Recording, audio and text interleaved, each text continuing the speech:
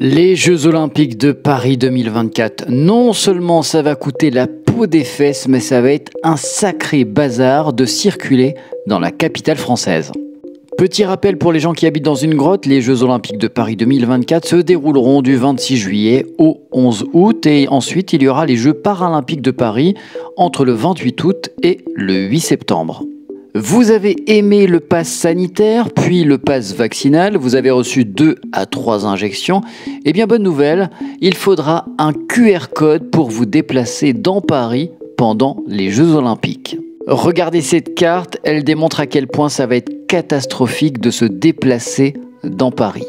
Zone grise, périmètre de sécurité du site de compétition. Zone bleue, circulation de transit interdite, justificatif à fournir. Et enfin, zone rouge, circulation interdite sauf dérogation.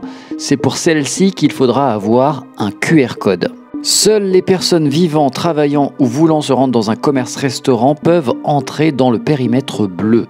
Ça va être un gros bazar pour contrôler tout le monde sur ces différentes zones. Ça va nous rappeler, je vous assure, la crise sanitaire avec les auto-attestations, les QR codes, etc. Comme ça va être trop galère de circuler avec des véhicules motorisés, vous vous dites, on va prendre les transports en commun. Le ticket de métro explose et passe à 4 €. Petit comparatif, Athènes 2004, Pékin 2008, Londres 2012, les transports étaient gratuits.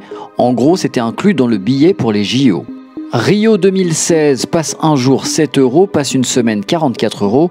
Et pour Paris, passe un jour 16 €, passe une semaine 70 €. La ministre des Sports défend le prix très élevé de certains billets. Les places les plus chères pour assister à la cérémonie d'ouverture sont vendues par exemple à 2 700 €. J'adore comme Amélie Oudéa Castéra est complètement déconnectée de la réalité, à l'image de tous les autres politiques.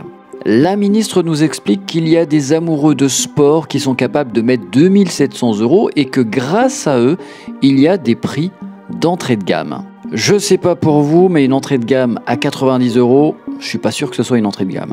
Surtout que l'inflation est passée par là, madame. Pour des sports populaires comme la natation ou l'athlétisme, certaines sessions de qualification valent plus de 600 € dès la première mise en vente. Match éliminatoire de volleyball 140 €, finale de gymnastique 630 € et demi-finale de natation 980 €.